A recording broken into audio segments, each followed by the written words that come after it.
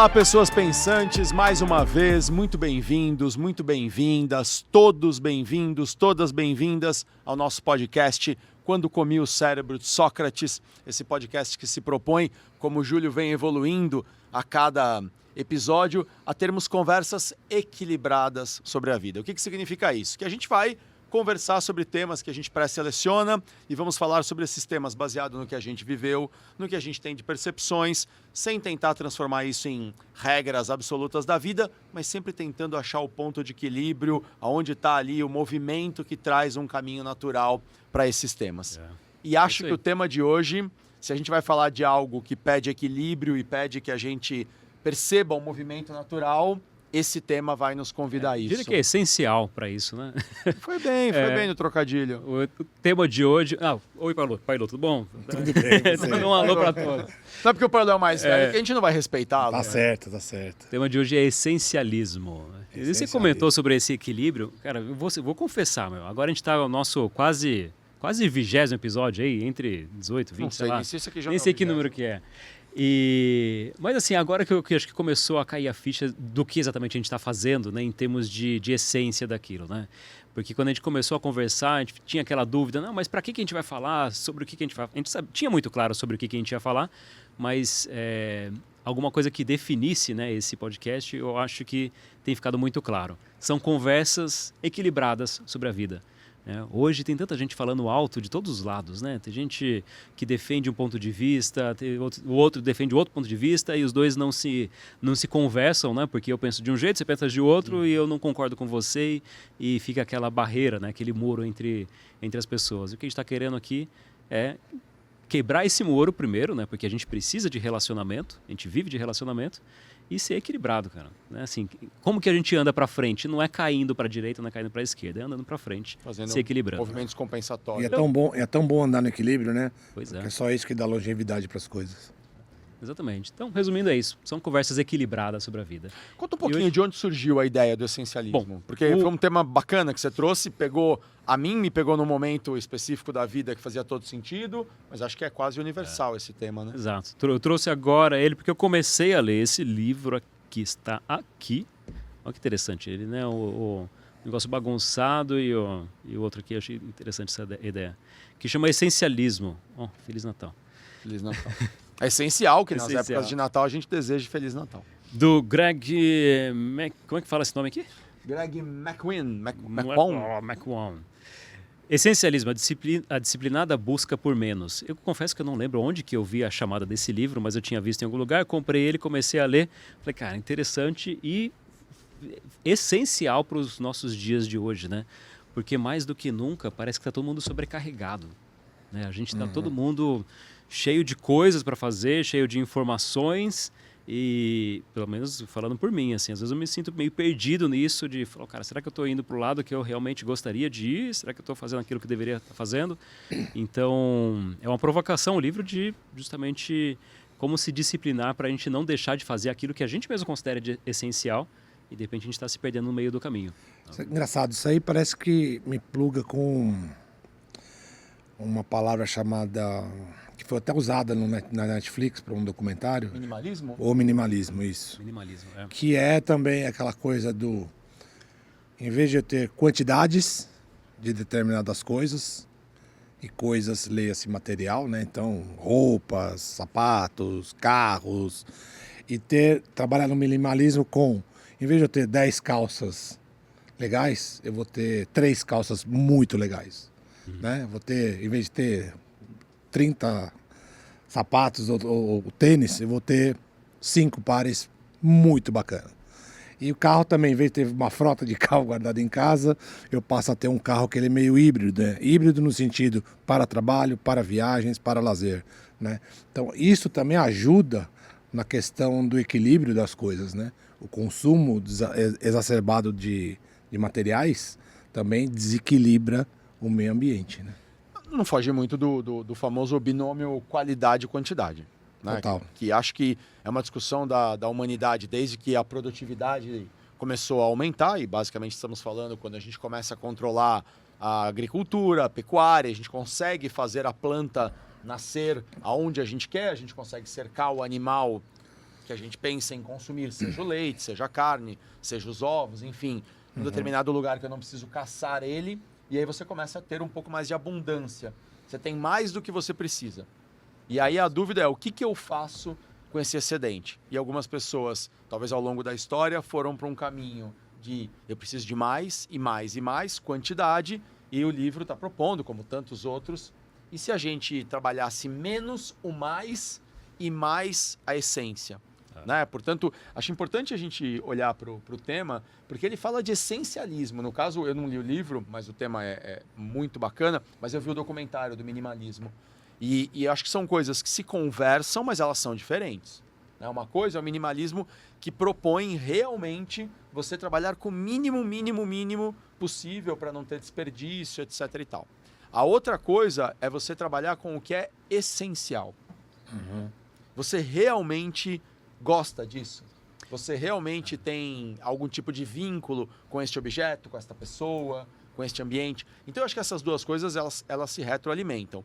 Se você trabalhar a essência, o que realmente é importante, e ao mesmo tempo trabalhar o mínimo do que você precisa sem desperdício, eu acho que a gente está falando aqui de uma vida que tende a não ficar pesada. Eu mudei de casa algumas semanas atrás, por isso que falei que o tema é muito pertinente. Cara, é impressionante. Eu acho que se alguém está nos assistindo e mudou de casa recentemente, é uma experiência brutal. E eu acho que isso vai valer para pessoas de qualquer faixa econômica, claro que com diferentes impactos.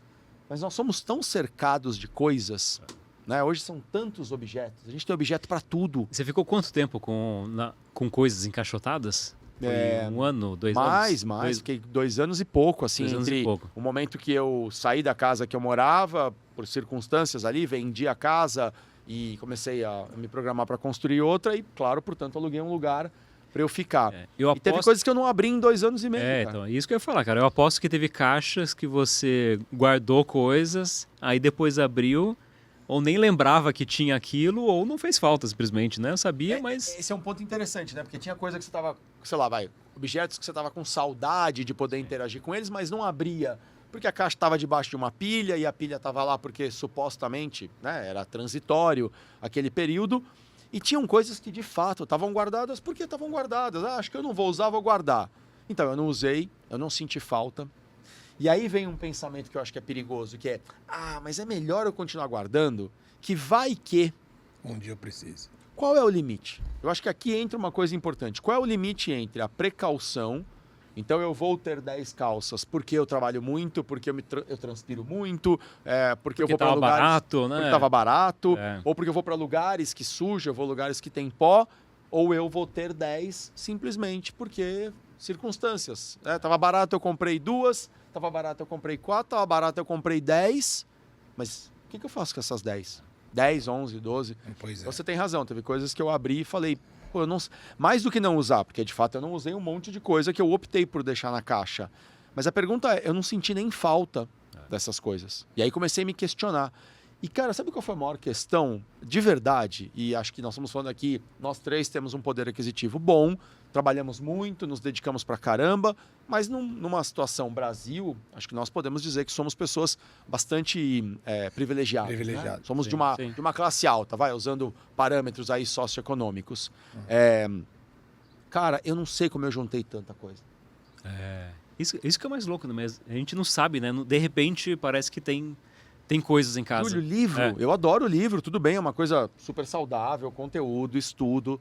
Eu não sei como eu juntei tanto livro, porque você vai comprando um aqui, outro ali, você leu, tudo bem, li, guardei para uma outra consulta, mas na hora que eu consegui colocar tudo isso no mesmo lugar, e aí tem uma outra coisa também que no meu caso pegou, eu durante muito tempo tive 2 ou 3 lugares diferentes para guardar coisas. Por quê? Tinha minha casa, residência, tinha um consultório em São Paulo, porque eu atendia lá e tinha meu trabalho, e depois eu passei a ter um consultório em Vinhedo, porque quando eu mudei para o interior, eu montei um consultório, por menor que fosse, no interior e outro em São Paulo. Então eu tinha 3 lugares.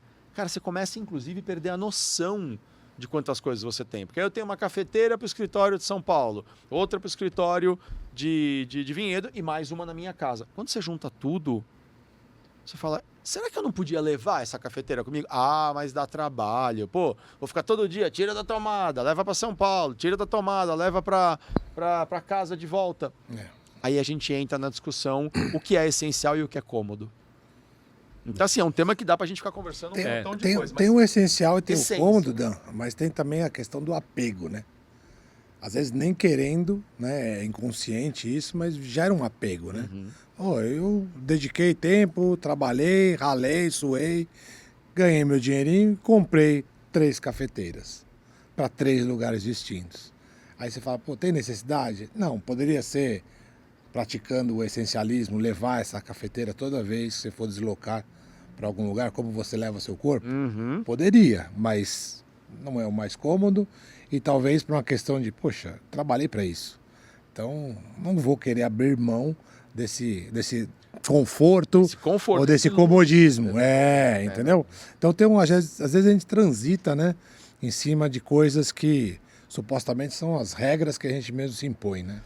Mas aí vamos voltar para o tema, por exemplo, quando ele fala de essência, a questão aqui, e aí a provocação do livro, e não só do livro, né? Acho que do tema que a gente propôs aqui, não é o que é mais confortável, qual é a essência? Por exemplo, se eu pensar, qual é a essência que eu quero para minha vida? Eu quero uma vida onde a prioridade, que acho que foi uma provocação maravilhosa, a Mônica Futami, um beijo por ter me ensinado isso. A Mônica uma vez me falou uma coisa que eu guardo, divido e multiplico com o máximo de pessoas que eu posso. Já devo ter falado aqui em algum episódio. Não existe prioridade no plural. Qual é a prioridade que está no centro da minha essência? Né? Então eu quero ser um cara que tem como essência o conforto, e esta é a prioridade. E é uma pergunta. Eu sou um cara que tem como essência e a prioridade é a sustentabilidade, ou eu quero o luxo mesmo, a ostentação, ou eu quero, sei lá. Mas o que ele está falando é de essência. Sim. Qual é a essência? Putz, se de fato, durante um tempo a essência foi o conforto, você tem razão. E aí eu podia, não era ilegal, eu não roubei a cafeteira, eu comprei com o meu trabalho, pago meus impostos. Né? Somos 3 profissionais autônomos aqui, a gente paga impostos altos, e quem é funcionário às vezes paga mais ainda, né? Dependendo do que recolhe. Mas fomos lá, com o nosso dinheiro honesto, né? Eu fui com o meu dinheiro trabalhado, comprei 3 cafeteiras. Certo, durante um tempo a minha essência foi quero conforto. Hoje não é mais.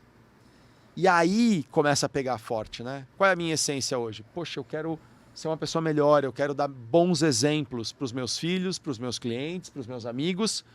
E aí, dentro desse conceito, 3 objetos, neste caso a cafeteira, que eu posso carregá-la. Vamos lá, só para finalizar. Eu posso ter 3? Posso. E eu posso carregar. Então a pergunta aqui não é o que eu posso. É o que eu quero, o que eu preciso. O que eu devo. E o devo não de obrigação, porque por obrigação eu não preciso nem ter 3 nem 0. Né? Agora, o que eu devo do ponto de vista de consciência, de essência, de propósito, de evolução moral? O que eu devo baseado no que eu entendo que é meu papel no mundo, que é o devo mais difícil, que é de dentro para fora e não de fora para dentro. E está extrapolando fazendo uma analogia com isso também, então, ok, você está carregando uma coisa aqui e uma outra coisa aqui. O que você está carregando aqui, você está deixando de carregar alguma outra coisa também. Então, assim, eu acho que a grande crise, né, do essencialismo, não sei se é uma crise, mas a grande reflexão é o quê? Para tudo que você decide carregar, tem uma coisa que você está deixando no chão. Né? Para tudo que você decidiu carregar nas suas costas, você não consegue carregar tudo. Né? Para alguma coisa vai ficar para trás.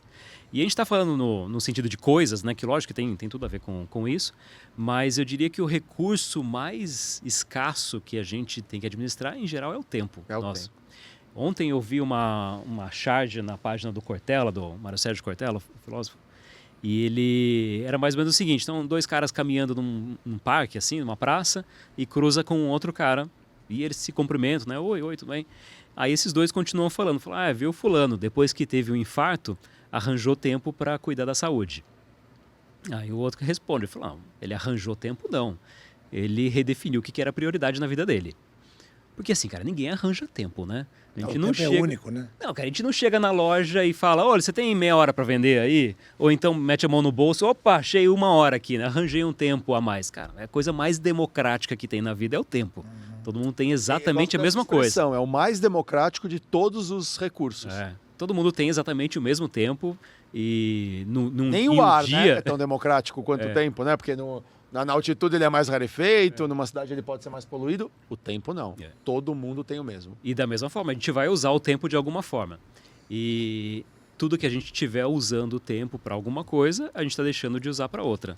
Então a grande reflexão é, tá ok, eu estou usando para aquilo que é essencial para a minha vida, né? Assim, eu estou fazendo aquilo que eu realmente deveria estar fazendo, né? Usando a palavra que você falou, né? É aquilo que eu devo estar fazendo mesmo. É aquilo que a vida está me demandando nesse momento de fazer. É igual na charge aí, o cara teve um infarto, meu. Ele precisa realmente redefinir essa prioridade, porque ele está comprometendo inclusive o tempo dele, né? Ele está diminuindo o tempo. Então, assim, eu acho que a primeira reflexão sobre o essencialismo é isso. Para cada sim, tem um não envolvido. Né? Sempre que eu falo sim para alguma coisa, eu estou falando não para outra. Vou lançar provocação aqui, então. Manda. Você falou de tempo, né? Tempo é a única coisa que a cada dia que passa a gente tem menos. Tá? É o que tem contagem regressiva todo santo dia para nós. Para provocar, eu vou contra-provocar. Tá bom? Uhum. E aí, de novo, a gente está falando do essencialismo. O essencialismo, para mim, pode não ser o mesmo para você, Dan, pode não ser o mesmo para você. E não Júlio. é, e certamente não é, e boa parte das vezes não é para ser mesmo. Não, legal. É seu. Então, assim, não quer dizer que o cara teve um evento de infarto, você tá pegando o teu exemplo lá do Cortella, não quer dizer que o cara passou pelo evento de quase morte, que ele arrumou tempo ou que ele priorizou. É que foi uma decisão dele. Tem gente que passa por mais de um infarto e não muda a rotina de trabalho. Porque, na cabeça dele, o essencialismo dele é o trabalho. O essencialismo dele é ganhar dinheiro. Não estamos fazendo julgamento se o cara fez a escolha certa ou errada, tá? Mas é o ponto de vista daquele indivíduo esse é meu essencial, né? E aí, de novo, se tá certo ou não tá certo, no fim do dia, porque cada vez mais a gente tem menos tempo, certo? Você vai dizer a hora da passagem do túnel, você vai dizer assim, puta, foi boa a minha escolha, ou se eu pudesse eu voltaria no passado para fazer diferente. Talvez essa é a maior reflexão que a gente deva fazer sobre como a gente está usando o nosso tempo, como a gente está usando a nossa vida, como a gente está curtindo a jornada, certo? Pensando se é mais essencialismo ou menos essencialismo, se é mais bem aproveitado ou menos aproveitado. Mas o que é fato é que o tempo só diminui. Sim. Bom, a minha contra-provocação ia ser, o tempo só diminui, e aí eu vou falar, claro, do meus sentimento, crença, não é nem essas palavras que eu queria usar. Eu lembro uma vez, eu era moleque, adolescente talvez, e aí alguém tava falando sobre acreditar em Deus e tal, alguma coisa assim ligada à espiritualidade. Eu lembro que me veio essa frase, assim, eu não me lembro de ter lido em algum lugar, mas fui ler depois essa frase em outros lugares. Em que eu falava, mas eu não acho que a gente tem que acreditar em Deus. A gente acredita numa historinha que nos contam, no Papai Noel e tal. Deus você sente. E seja lá o nome que for atribuído a uma força maior do que você, algo que te transcende. Você sente. Ou você sente dentro de você, na tua essência, na tua consciência, que realmente existe algo além disso aqui, ou acreditar. A gente acredita numa história que nos contam, né? Isso posto, eu sinto que nós estamos aqui claramente numa etapa de algo que é contínuo. Então, não vejo tanto como não temos, né, cada vez nós temos menos tempo, mas sim temos menos tempo nesta passagem. O que gera, na minha opinião, uma outra leitura, que é, se isso aqui é uma passagem, é um ciclo, que aí sim tem prazo para acabar, significa que eu tenho que cumprir alguma coisa aqui. Que se eu não cumprir aqui, terá uma consequência na próxima fase. É como você lavar roupa e você não fazer direito a fase do enxágue. Ah, eu não enxaguei direito, eu não esfreguei, por exemplo, direito, e aí na hora em que eu só passo uma água, eu espero que a sujeira saia. Não vai sair. Se você não esfregou direito nesta fase, na hora que passar água, a sujeira continua. Naquele pano, naquela camiseta, naquela meia. E aí sim eu acho que a gente tem que pensar. Se você acredita que existe uma continuidade, o que você está fazendo para realmente cumprir a essência do que você veio fazer aqui? E se eventualmente alguém está nos ouvindo e fala, Danilo, eu sou ateu.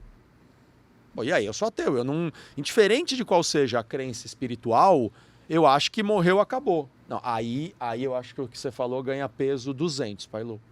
Não, se você acha no outro, continua tendo peso para mim. Porque são etapas. Por mais que a gente acredite que vamos morrer, reencarnar, enfim, uma discussão longa, né? Vou viver várias vidas. Mas essa vida, esse compromisso que eu assumi, que eu nem sei o que eu assumi, né?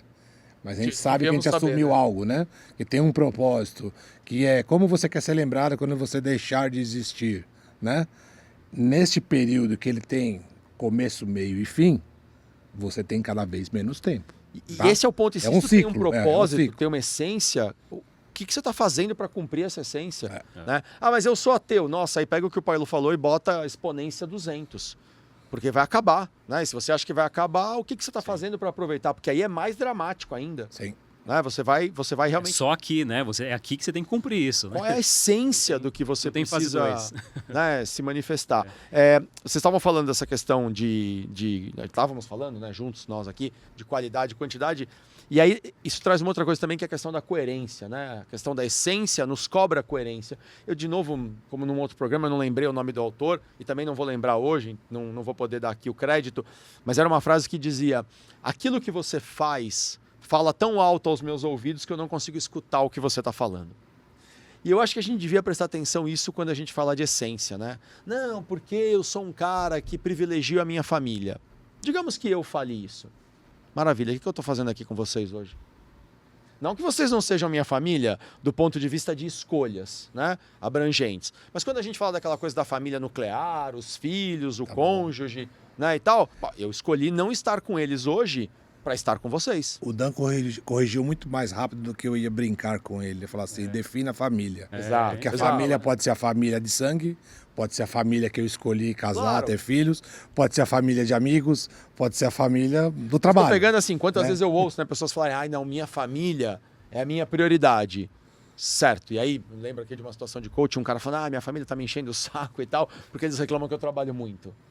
Assim, certo, e o que você acha? Eu acho que eles reclamam de barriga cheia, porque na hora de ir pra Disney todo mundo gosta. Eu também, poxa, se quiser me levar, né? Na hora de ir num restaurante bacana, todo mundo gosta. Pô, mas para tudo isso, eu preciso trabalhar muito.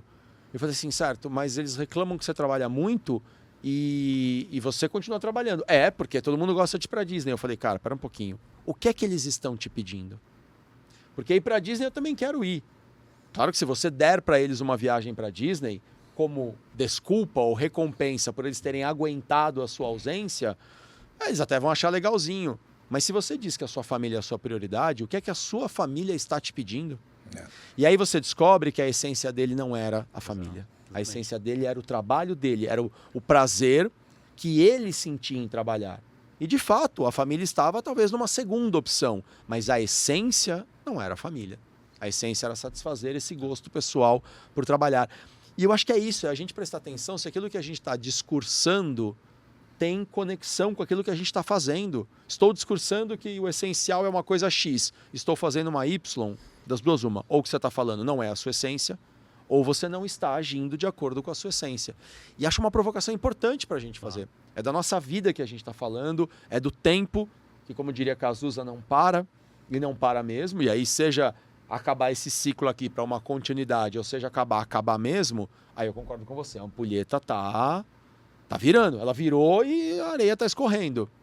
E aí, você tá trabalhando a essência? E acho que vale para todos nós, acho que a provocação foi maravilhosa. Tem uma imagem que eu fiquei pensando, que me vem à mente, né, pensando nessa questão sobre o que o Pailu falou, né, do tempo, né, desse tempo escasso e o que a gente está preenchendo com ele, que imagina o seguinte, imagina numa praia, uma praia brasileira aqui, né, que tem aquela areia fofinha e tal. Aí, onde as ondas estão quebrando, tem aquela areia que está molhada, né? Aí você vai lá e pega um punhado dessa areia. Essa areia que ela está molhada, você tenta segurar ela na mão, ela começa a escorrer entre os dedos, né? É verdade, faz isso. Então, assim, aí você imagina o seguinte, imagina essa visão, assim, você pegou encheu a mão de areia e ela está escorrendo pelos dedos e sobrou só um tantinho aqui, assim, na palma da mão, né? Então, isso que é pegar essa areia. O que eu vejo, assim, na vida é isso, assim, a gente está abraçando um monte de coisa, a gente está pegando um punhado de um monte de coisas. Cara, mas no final, vai sobrar bem menos, né? A gente vai esquecer muito das coisas, a gente vai... Cara, eu não vou lembrar amanhã o que eu almocei hoje, se bobear. Eu não vou lembrar da reunião que eu tive, do trabalho que eu fiz, não vou lembrar de um monte de coisas. talvez em pouco tempo isso já não tenha tanta importância. Daquelas coisas que a gente está guardando, tem um monte de coisa que de repente hoje é importante, mas amanhã já não é mais, vou ter jogado fora.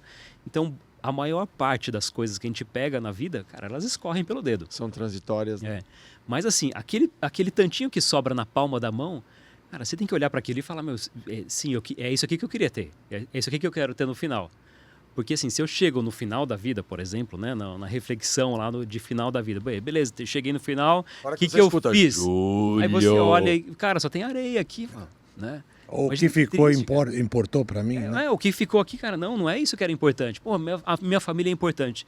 Eu não duvido que o cara acredite que a família dele é importante. Não, e provavelmente talvez estivesse na segunda posição. Exato. Então, assim, eu não acredito que ele realmente acredite que ele dê importância para a família. Mas as ações dele não são coerentes com o que ele está definindo como essencial. De novo, cada sim tem um não. Então, se eu preciso... Então, ok, minha família é essencial, eu preciso ter mais tempo para a família, cara, eu preciso ter menos tempo de alguma outra coisa. Eventualmente o trabalho. Né? Bom, e aí a gente fala aqui muito nesse processo da essência, bom, a gente até meio que já abriu esse assunto, da questão dos ciclos. Mas eu quero trazer os ciclos aqui no sentido da abertura de espaços, né? A abertura do vazio.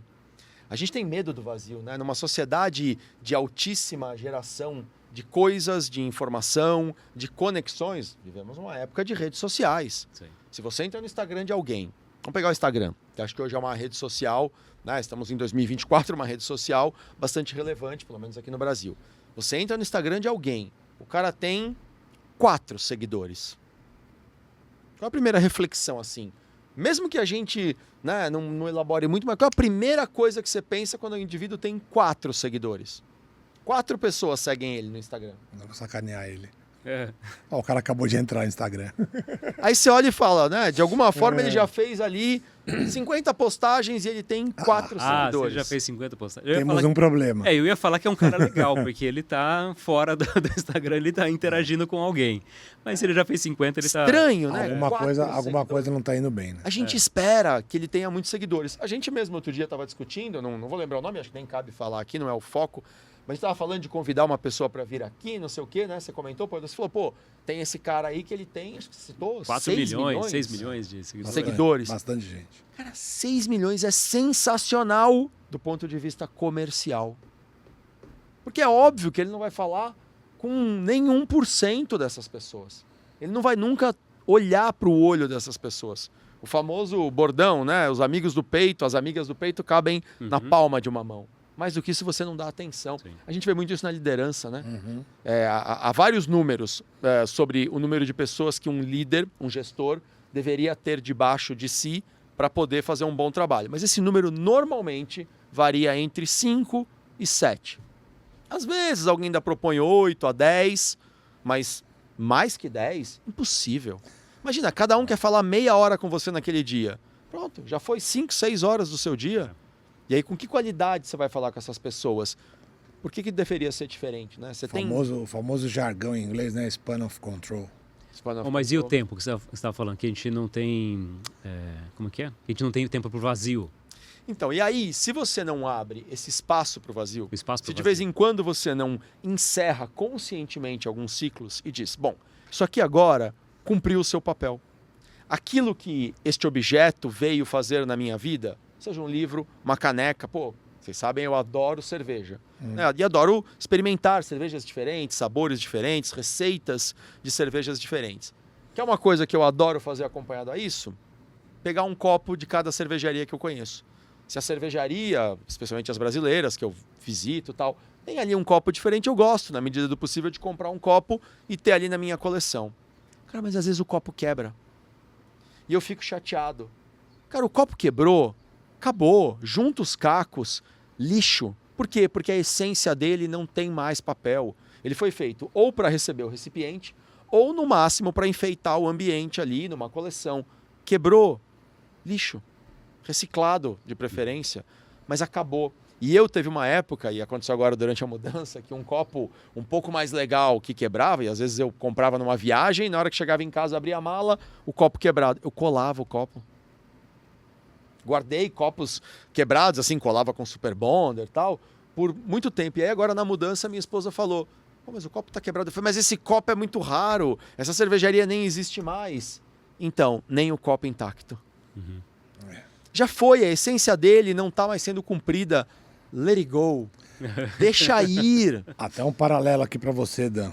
Tudo que quebra e remenda, a energia não é boa do ponto de vista do oriental. Pois é, cara. Quebrou, dispensa. Mas ao mesmo tempo, então, mas legal você falar isso. Poxa, se for o caso, a gente pega o celular para pesquisar. Outro dia eu fui fazer um trabalho para uma empresa de sementes e aí o diretor lá da equipe, no fechamento do workshop, mostrou um conceito japonês onde eles colam os cacos, por exemplo, de um vaso ou de um prato que quebram. E aí eu acho que tem uma função diferente e fazem ali um trabalho depois artístico de pintar essas cicatrizes que ficam nesse objeto e tal. Putz, eu não lembro o nome. E tinha um papel interessante, né? Eu acho que, de novo, olha que legal, vamos voltar para a essência. Qual era a essência? Era ter o objeto intacto? Bom, se ele quebrou, a essência desse objeto se perdeu. Deixa fluir. Por outro lado, se a essência é falar de reconstrução, aí tudo bem, você pode juntar e ele teria um papel. De novo. Mas acho que é por aí, Dan. São duas coisas distintas. Duas coisas distintas. Tá? Do mesmo ponto de vista oriental, de novo. Um é a cultura oriental diz, se tem uma coisa, tem que estar por inteiro.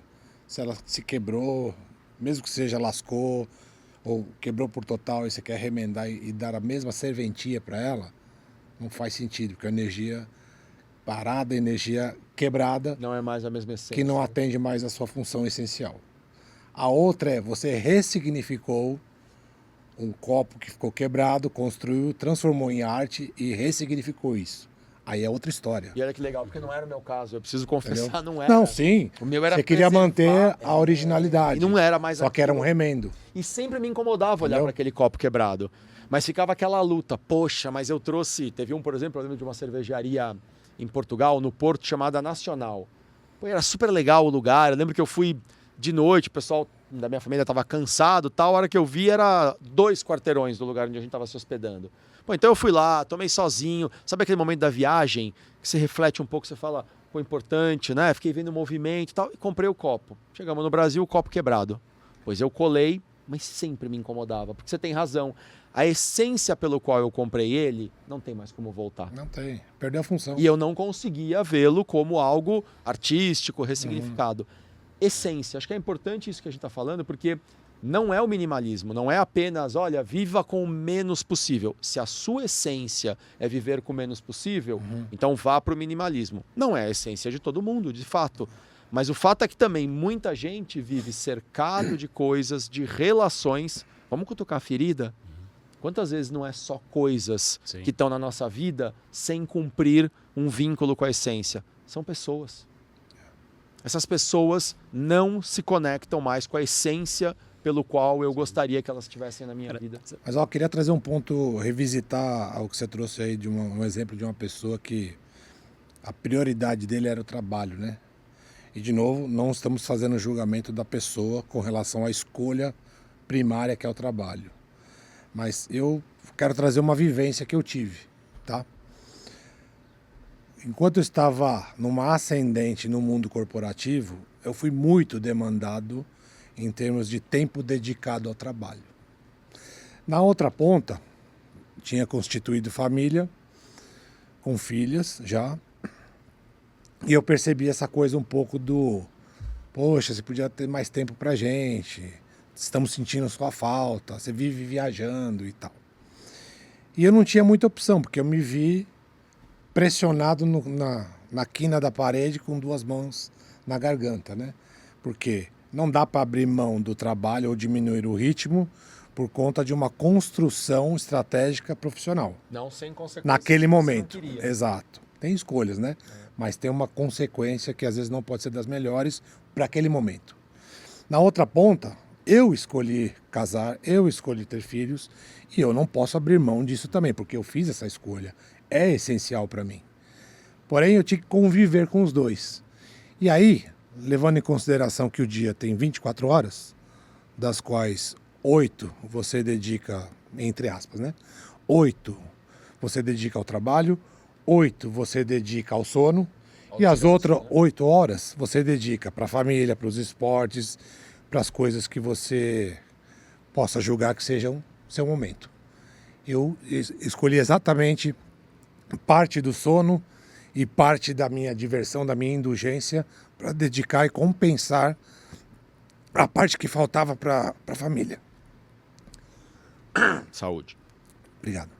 Então, foram escolhas. Sim. Porque como o trabalho não me permitia reduzir o ritmo naquele momento, e eu não queria também deixar de atender um grito, um pedido de mais atenção e mais tempo dedicado para a família, eu resolvi me sacrificar.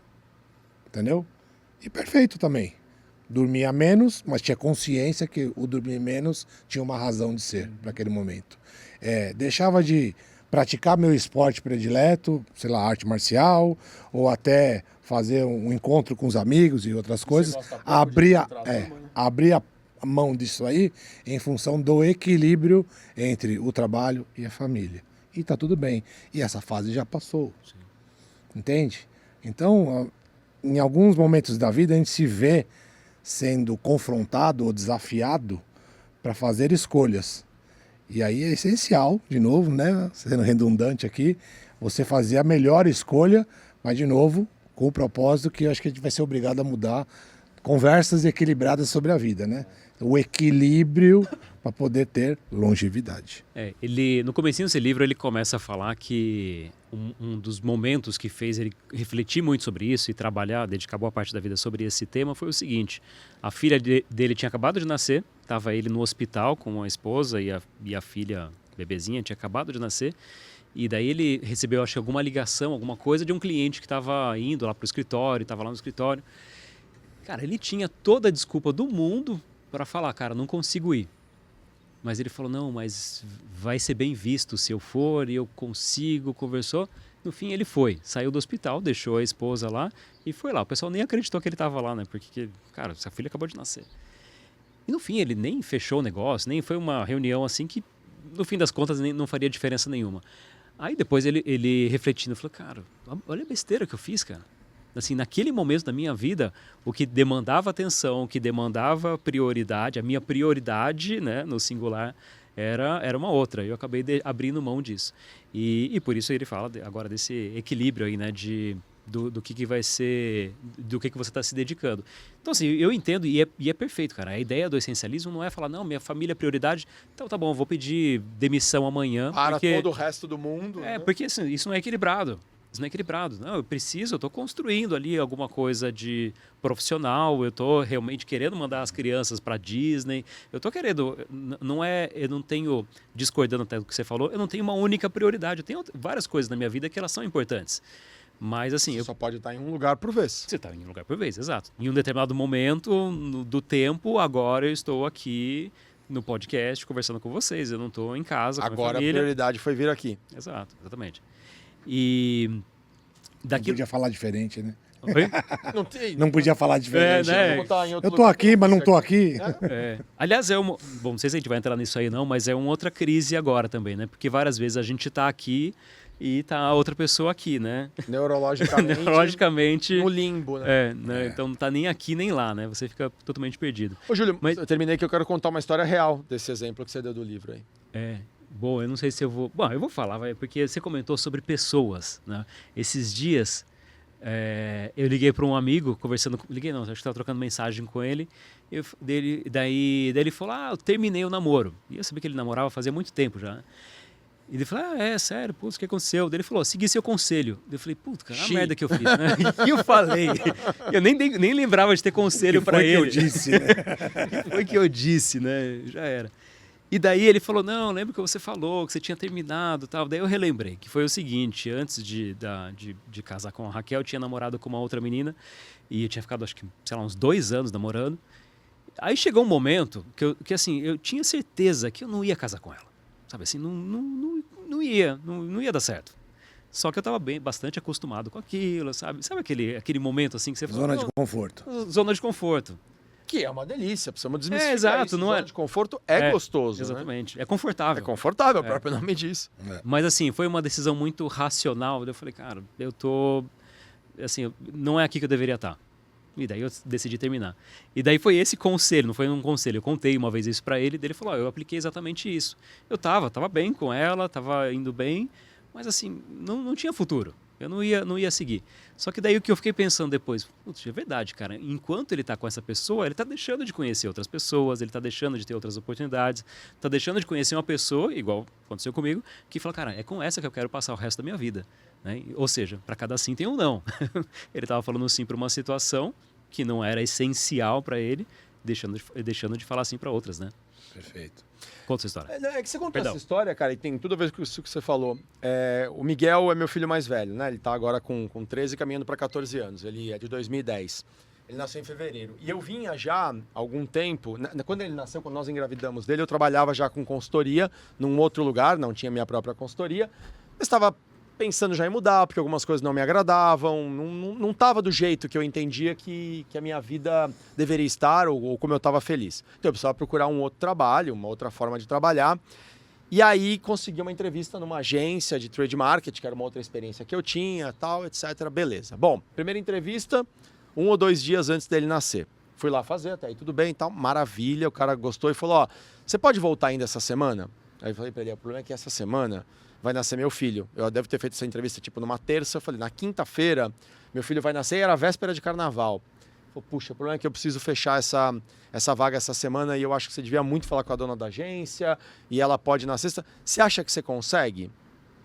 Eu fiz o meu cálculo, pensei, bom, ele vai nascer na quinta, né? Sexta-feira já tem ali um dia, vai estar todo mundo ali, pô, não tem nenhum problema eu sair 2 horas dali, vir fazer a entrevista, era em São Paulo mesmo e volto. Quando eu falei com a minha esposa, ela ficou muito ressentida.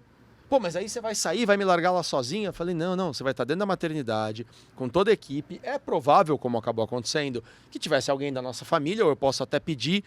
Mas qual era o meu cálculo naquela época? Eu acabei de me tornar pai, eu não estou feliz com o meu trabalho, eu preciso continuar sustentando a minha família e eu quero sustentar bem, mas eu sei o quanto para mim a motivação é importante e faz a diferença para uma boa performance.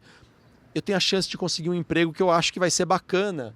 Eu preciso abrir mão de 2 horas com meu filho recém-nascido, que nem sabia qual era meu nome, que não fazia a menor ideia quem eu era, precisava negociar isso com a minha esposa e explicar para ela, eu não estou te abandonando, eu estou indo 2 horas ali, faço a entrevista e volto, não vou deixar você ao relento, mas eu preciso tomar uma decisão.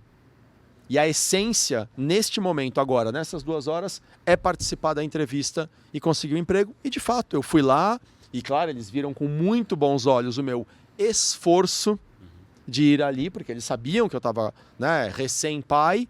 E dali o emprego rolou e eu fui para lá e foi bacana. E de lá depois eu transitei para um outro trabalho e comecei a tomar coragem até para abrir a própria consultoria. Então, no caso, por exemplo, desse cara, ele abriu mão e não deu em nada. No meu caso, eu abri mão e foi bom. Sim. E eu sabia que ia ter algum estresse, mas eu precisava tomar uma decisão baseada na essência. A essência era cuidar da minha família, claro, e para cuidar da minha família eu precisava ter um emprego que eu gostasse, que eu me sentisse animado, escolhas, e aí para cada sim, tem um não. No final deu tudo certo, né? Porque você conseguiu o trabalho e não deixou de amar sua esposa. 2 horas, fui e voltei, né? E para isso acontecer, tem que ser... Eu acho que você tem que ter muito claro os seus valores, né? Ou quais são... Aliás, primeira coisa é isso, tem que saber qual que é a sua prioridade. Ótimo. Cara, você tem que saber, tem que ter consciência, tem que ter isso refletido. Autoconhecimento. Vamos voltar nisso também. Sabe que o subtítulo dele é isso, a disciplinada busca por menos. Disciplina tem a ver com hábito, com... pragmatismo. Exato, ela não é uma coisa natural, né? Não, eu sou naturalmente disciplinado. Caramba, cara, ninguém é naturalmente disciplinado. Fala isso, né? Que a essência não é um feito, ele é um hábito. A excelência não é um feito, é um hábito, né? É você repetir e repetir e repetir até pegar o jeito daquilo, né? Verdade. E uma das coisas que ele cita também é sobre essa definição de valores, né? Tem um caso que ele citou, da Johnson & Johnson, que foi o seguinte, eu não conhecia essa história, né? Fiquei sabendo pelo livro.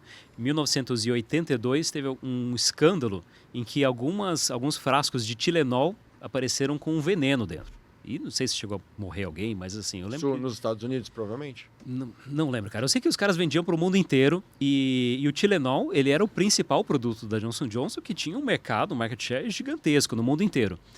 Então, assim, era uma crise monstruosa, né? E ficava aquela dúvida, cara, se a gente tirar esse produto do mercado ou assumir a culpa, né? Vou falar, não, tem algum problema, a gente vai resolver, eles teriam um prejuízo monstruoso.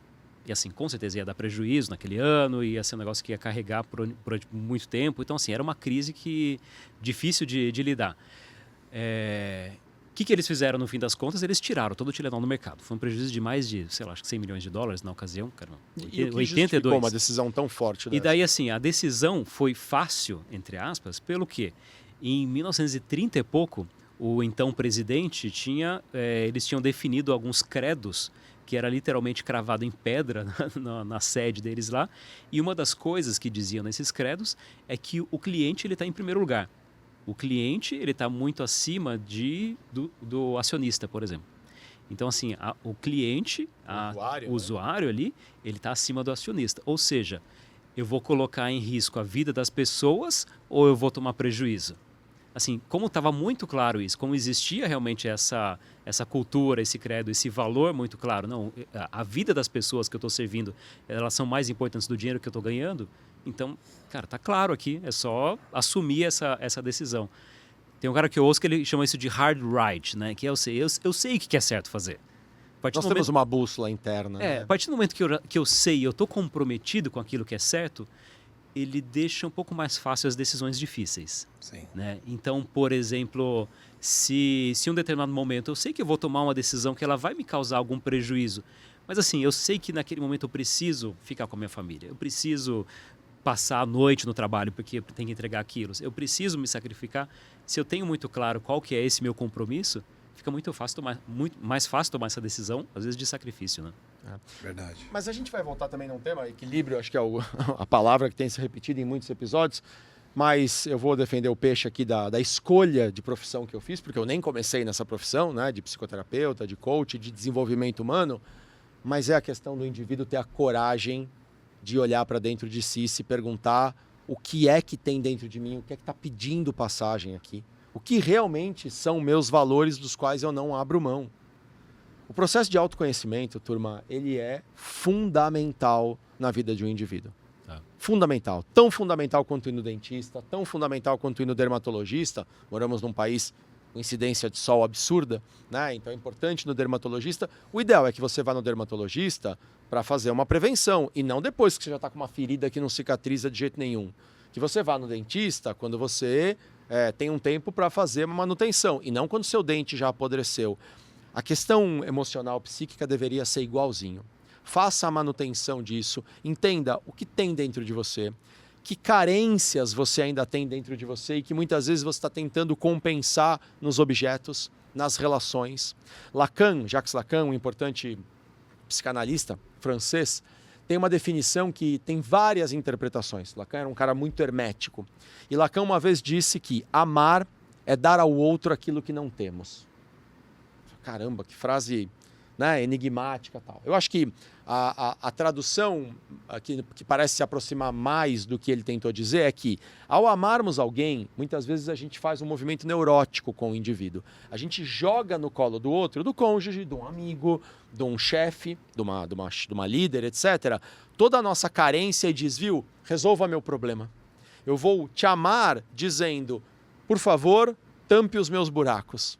E isso é impossível, porque o outro não tem como nos dar aquilo que é nossa responsabilidade, cumprir a nossa carência. E aí as relações ficam neuróticas. É o marido que exige da esposa algo que é bom para ele, mas que ele nunca perguntou se ela tem isso para dar, e vice-versa, e o líder e o liderado, e os amigos, etc. Eu gosto de ver de um outro jeito também essa frase. Amar é dar ao outro aquilo que não temos, porque mesmo que a gente não possua aquilo, a gente ama tanto o outro, a gente vê tanto valor no outro que a gente vai buscar isso para poder atender a outra pessoa. Mas o tempo inteiro isso pede que a gente olhe para dentro da gente e se pergunte, o que é que eu tenho para dar? E às vezes eu tenho essa carência para dar e não é justo que eu jogue ela no colo do outro, e às vezes eu tenho esse esforço para dar, esse amor para dar, e eu vou procurar atribuir esse esforço a quem precisa. Mas primeiro eu preciso olhar para dentro de mim. O que é que tem dentro de mim? Que carências estão tirando o foco da essência? Então eu tenho esse objeto, eu vivo essas relações porque eu quero que o Júlio me ame, eu quero que o Paulo me aprove. Mas isso é a essência? Isso me faz evoluir como ser humano? Não. Isso só fica retroalimentando minhas neuroses, minhas fobias. Então, autoconhecimento é fundamental para a gente ter clareza de qual é a essência que se manifesta dentro de cada um de nós. Eu não sei se cabe aqui falar sobre, mas já que você trouxe essa história do amor, do Lacan, que diz que você acaba dando aquilo que você não tem, eu não sei, cara, tem um outro olhar na história toda aí, falando em amor, que é assim, no fim do dia, nas relações, e de novo não tem o certo e errado, né? Porque você escolhe uma pessoa para ser seu par e conviver com ela, e você pode ser muito feliz, pode ser morno ou pode ser horrível, né? Mas são escolhas entre as duas partes. O ponto aqui é que você acaba dando, não sei se é aquilo que você não tem, e sim aquilo que você transborda. No seu inconsciente, você tem muito daquilo, você transborda e acaba dando ao parceiro, ao cônjuge, enfim, quem quer que seja. E vice-versa. Quando você transborda algo que você tem de muito e você faz no sistema doação, ou seja, eu me dou a você, e essa recíproca, essa via é de duas mãos, ou seja, o outro lado também se doa e entrega o que transborda do outro lado, a chance de dar certo é muito alta. Porque eu me preocupo com você e você se preocupa comigo. E preocupar é cuidar, não preocupar de ficar preocupado, tá? É o cuidar. Então eu me dou, você se doa e a gente convive. Eu acho que aí sim está a essência da história de convivência de duas pessoas. Porque um completa para o outro. Mas entende? Imagina se quando o que transborda de você se aquilo que transborda é carência. Então, aí precisa da ajuda profissional, precisa de um olhar interno para se conhecer melhor e N coisas, que não é uma equação simples, tá? Mas, via de regra, você entrega demais para o outro, e não é só na relação amorosa, hein? Pode ser na relação profissional, pode ser na relação de amizade pura e simples. Você entrega muito daquilo que transborda dentro de você. Então, se você é um cara amoroso, se você é um cara honesto, se você é um cara de valores, se você é um cara que, sei lá, na sua essência se ajuda muitas pessoas, você vai transbordar isso. Mas se você é extremamente egoísta, se você é um cara ruim, entendeu? Um cara mesquinho, egoísta, enfim, você acaba, sem perceber, transbordando isso também. Engraçado, poucas palavras me causam foneticamente uma sensação tão ruim assim de falar, puxa, isso deve ser péssimo quando eu faço ou quando alguém faz, quanto a palavra mesquinho. Engraçado você lembrar disso. Quando a gente fala assim, pô, essa pessoa é mesquinha, é uma coisa, né, um peso, e é isso, quando a pessoa é mesquinha, o que transborda dela é mesquinharia, ela quer tomar de todo mundo. E quando o que transborda dela é generosidade, ela quer dar para todo mundo e é doação, viu? Não é barganha, não precisa me dar de volta. Então, qual é a sua essência? É uma essência nossa, né? Para todos nós que quem nos ouve, quem nos assiste, nós mesmos. O que tem na minha essência? Mesquinharia. O que tem na minha essência? Amor. O que tem na minha essência? A vontade de evoluir. Foca na essência. Se for boa, transborde. Se não for boa, lapide, limpe, arrume para abrir espaço para as coisas boas, né? Perfeito. Temperos? Vamos temperar e finalizar nossa conversa. Vou colocar uma outra questão que ele cita no livro também, porque às vezes a gente separa lá, essa aqui é roupa para doar e essa é roupa para eu guardar. E aí diante daquelas duas pilhas você fica refletindo, né? Fala, cara, será que eu vou realmente doar essa camisa ou não, né? Ou vou jogar fora, sei lá. Um critério que ele usa que eu acho que é muito bom para definir isso se eu não tivesse isso aqui, quanto que eu pagaria para ter isso? Né? Às vezes aquela camisa velha que você olha e fala, cara, não pagaria nada. Então tá fácil a resposta. A outra situação, em vez de coisas, né, são situações. Se eu não tivesse essa oportunidade, quanto que eu me esforçaria, quanto que eu me dedicaria, o que eu faria para conseguir essa oportunidade? Então vou usar essas duas reuniões que você comentou, né? Aquela reunião de entrevista que você falou e a reunião que ele cita no livro. Cara, era uma oportunidade muito grande e certamente você falava, cara, não, se eu não tivesse essa oportunidade, eu faria muito para conseguir ela. Então, assim, nesse momento ela fazia muito sentido. A reunião que ele cita lá, cara, era uma reunião de trabalho que ele poderia simplesmente falar não. Entendi. Ele poderia falar não. quanto que ele gastaria, se ele não tivesse essa oportunidade dessa reunião de trabalho, quanto que ele se dedicaria para conseguir ela?